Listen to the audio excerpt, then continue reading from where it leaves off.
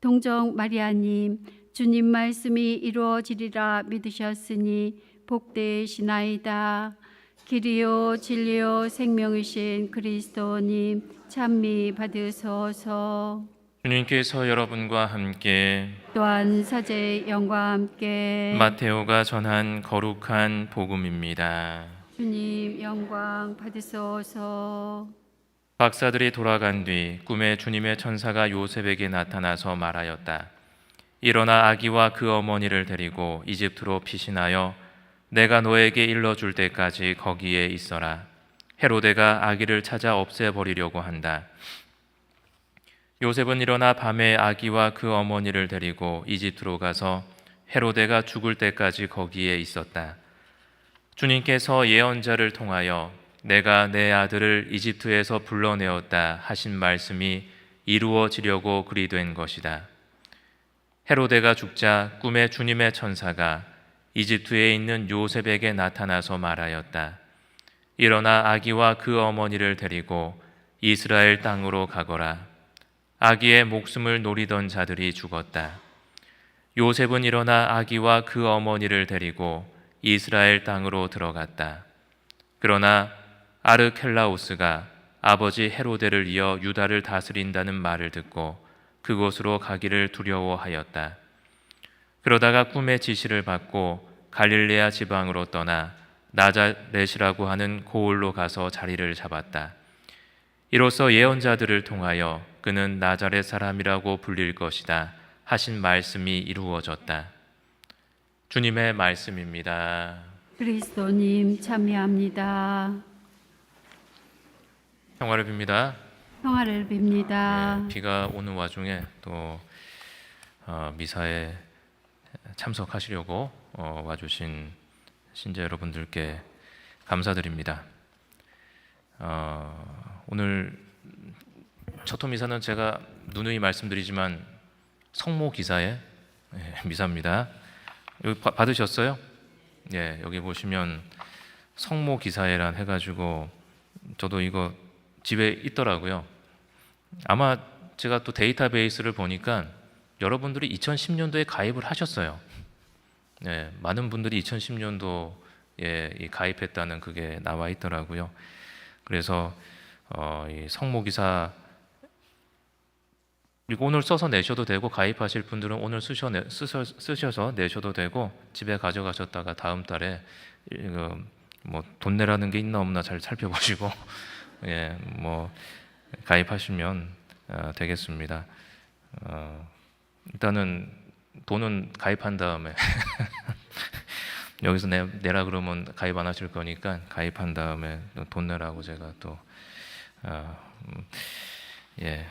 보시면 되겠습니다. 그래서 우리가 인간의 힘으로는 하느님을 만날 수 없다고 우리 신앙에서는 이제 가르치고 있습니다. 우리가 아무리 뛰어난 그러한 지성과 이성을 가지고 있어도 우리가 각고의 인내력을 가지고 있어도 그리고 우리가 아무리 착한 사람이라고 하더라도 우리의 힘만으로는 하느님을 만날 수가 없다는 것이죠. 왜냐하면 하느님께서는 우리가 상상할 수 없는 분이시기 때문에 그렇다고 합니다. 그래서 우리가 무언가를 이 지상의 무언가를 우리가 알고 있는 모든 좋은 것들을 다 갖다 끌어와도 우리가 하느님을 알 수가 없다는 것이죠. 왜냐하면 하느님께서는 그 무엇과도 비교할 수 없는 절대적인 분이시기 때문에 우리는 하느님을 우리의 힘만으로는 알 수가 없다라고 이야기를 합니다. 그럼에도 불구하고 인간이 하느님을 만날 수 있는 이유는 하느님이 자신을 계시하셨기 때문에 하느님께서 자신을 드러내 보이셨기 때문에 우리가 하느님을 만날 수가 있다고 하는 것이죠.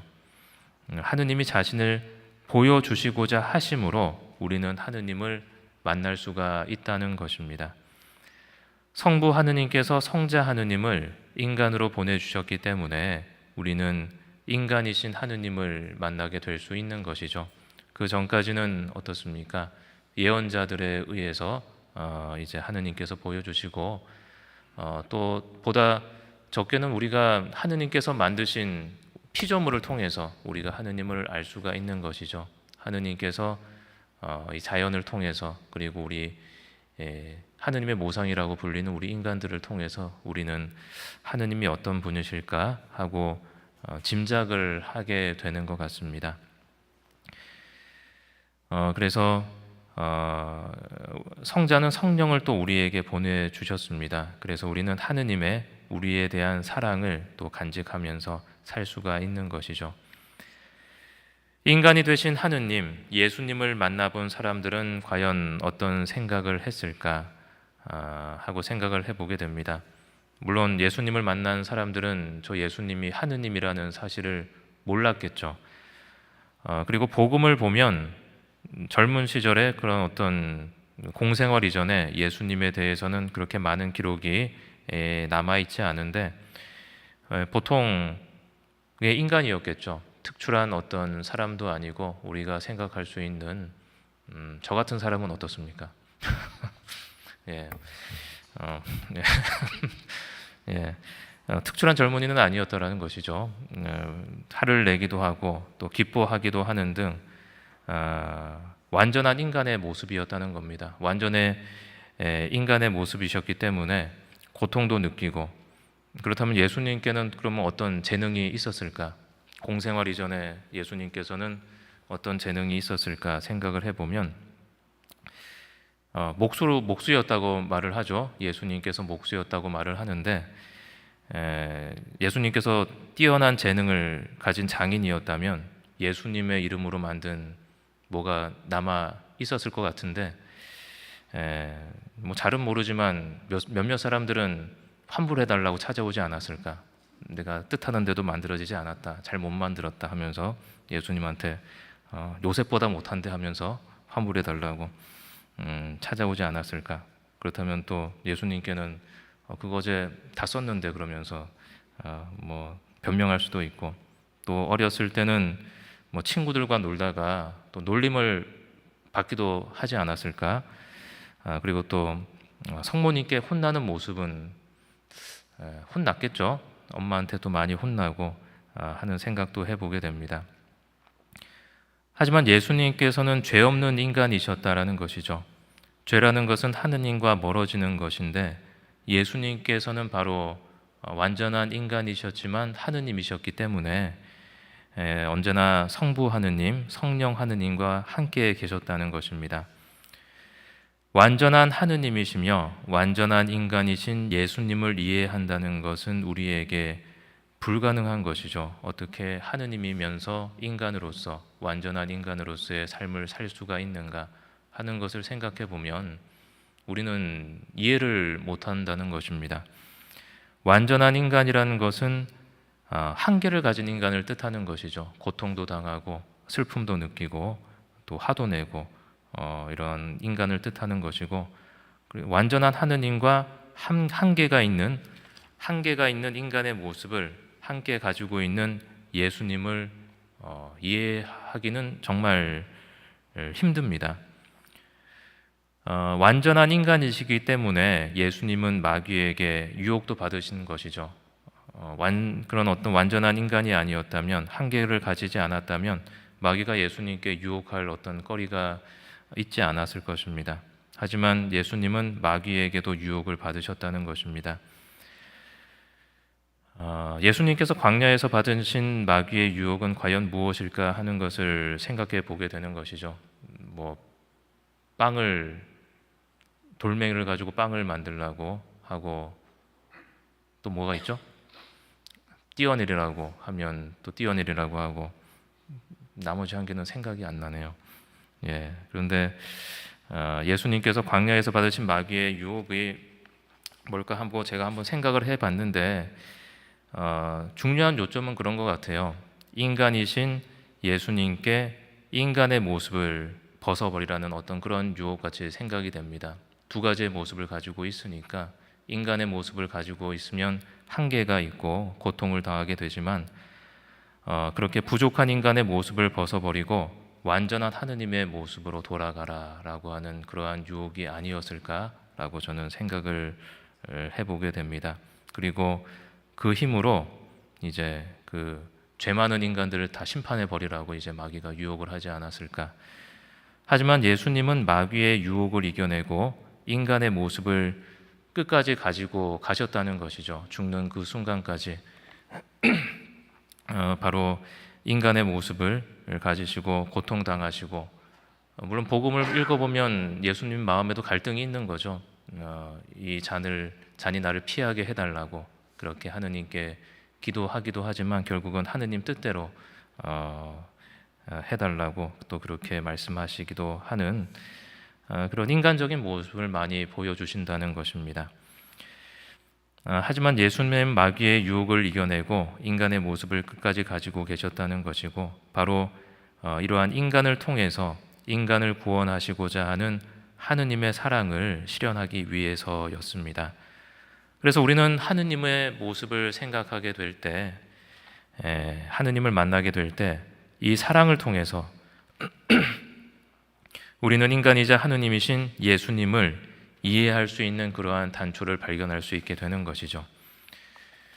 하느님은 하느님이 어떠한 분이신지 인간 예수를 통해서 자신을 드러내셨습니다. 그 모습은 고통받고 순환당하고 죽어가는 그러한 모습이었습니다. 우리가 생각하는 것처럼 절대적인 힘으로 잘못된 세상을 심판하고 바로잡지 않으셨다는 것이죠. 헤로데 왕에 의해서 의로운 사람인 세례자 요한이 죽어가는 것을 지켜보고 계셨던 것입니다. 자신의 힘을 드러내서 이 세상을 심판하지 않으셨고 오히려 가장 약한 모습으로 죽음을 당하셔서 구원을 성취하는, 우리가 예측하지 못하는 그러한 방식으로 하느님은 자신의 모습을 드러내셨고, 그 모습은 바로 사랑에 의해서라는 것입니다. 예수님은 묵묵히 그 순환과 죽음을 당합니다. 우리는 예수님을 통해서 하느님을 어떻게 바라보게 됩니까? 하느님께서 인간의 모습을 버리시고 이 세상을 심판하셨다면 우리는 또 하느님을 어떻게 바라보겠습니까? 사도 요한은 하느님은 사랑이십니다 라고 자신의 서간에서 고백한다는 것이죠. 예수님을 통해서 요한은 하느님은 사랑이십니다 라고 고백하게 됩니다. 예수님의 죽음과 순환과 죽음과 부활을 통해서 요한이 만난 하느님은 사랑이셨던 것이죠. 요한은 자신에 대한 하느님의 절대적인 사랑을 느꼈기 때문에 하느님은 사랑이십니다 라고 밖에는 표현하지 못하는 것이죠. 요한이 만난 하느님은 사랑의 하느님이셨기 때문에. 그렇기 때문에 사순시기는 우리가 하느님을 더 깊이 만날 수 있는 그러한 시간입니다. 예수님의 순환과 죽음을 통해서 우리를 향한 하느님의 사랑을 체험할 수 있는 그러한 순간이기 때문입니다. 우리가 죄에 대해서 이야기한다는 것도 바로 하느님의 용서와 자비를 통해서 하느님을 만나기 때문에 우리는 죄에 대해서 얘기하고 또 회개하라고, 그리고 회개가 바로 닿는 그 순간이 바로 우리가 용서를 체험할 수 있는, 그리고 그 용서를 통해서 하느님을 만날 수 있는 그러한 순간이기 때문에 우리는 이 사순시기에 죄에 대해서도 이야기를 합니다. 그래서 우리가 먼저 항상 생각해야 되는 것은 우리가 먼저 하느님을 사랑한 것이 아니라 하느님이 항상 우리를 먼저 사랑하셨다라는 것입니다. 우리가 존재하기도 전에 하느님께서는 우리를 사랑하셨다라는 것이 바로 중요한 것이 아닌가. 예수님은 때가 차서 하느님의 나라가 가까이 왔다, 회개하고 복음을 믿어라라고 말씀을 하십니다. 우리는 우선 용서받음으로써 하느님의 자비와 사랑을 체험하게 됩니다. 그러므로 회개는 하느님의 사랑을 느끼기 위한 첫 단추라고 할 수 있습니다. 그래서 하느님을 만나는 것은 사실 우리가 멀리서 찾으면 되는 것이 아니라 우리가 하루의 시간들을 어떻게 보내고 있나 하는 것입니다. 사랑을 어떻게 보면 나누는 것은 어렵게 생각되지만 항상 교황님도 말씀하시잖아요. 다른 사람 험담만 하지 않더라도 성인이 된다고. 근데 우리는 항상 쉬운 것은 안 하고, 우리 지금 중3이면 뭐 해야 됩니까? 중3 문제집을 풀어야 되는데 맨날 선행 학습하느라고 중3인데 고3 문제집을 풀라고.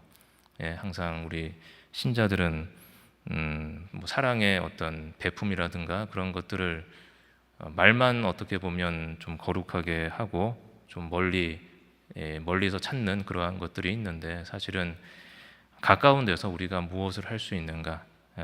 보석도 마찬가지죠. 우리가 보석을 하는 이유가 무엇인가 하는 것들도 생각해 봐야 된다는 것입니다.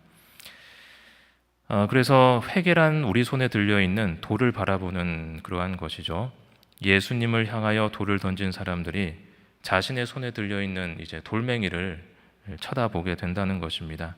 그리고 정신을 차리고 내가 왜 돌을 던지고 있는가, 내가 화풀이하고 있는 대상이 누구인가 하는 것을 생각해 봐야 된다는 것이죠. 나는 나를 핍박하고 억압하는 자에게는 돌을 던지지 못하고 힘없는 사람에게 돌을 던지고 또 그를 십자가에 못 박으라고 외치고 있는 것은 아닌가 하는 것을 사순시기 동안 생각해 보아야 한다는 것입니다. 우리가 하고 있는 행동을 일단 멈춰야 된다는 것이죠. 그리고 그러한 우리를 멈추게 하는 것은 바로 성모님의 시선입니다. 성모님께서는 자식을 십자가에 못 박으라고 외치는 우리를 슬프게 쳐다보고 계시는 것이죠.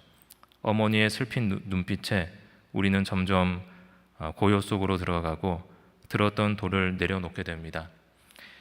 우리는 멈추어 서서 우리 손에 들려있는 돌을 바라봐야 한다는 것입니다. 지금 내 손에는 무엇이 들려있는가, 그리고 무엇을 움켜잡고 놓지 않으려고 하고 있는지 생각해 보아야 하겠습니다.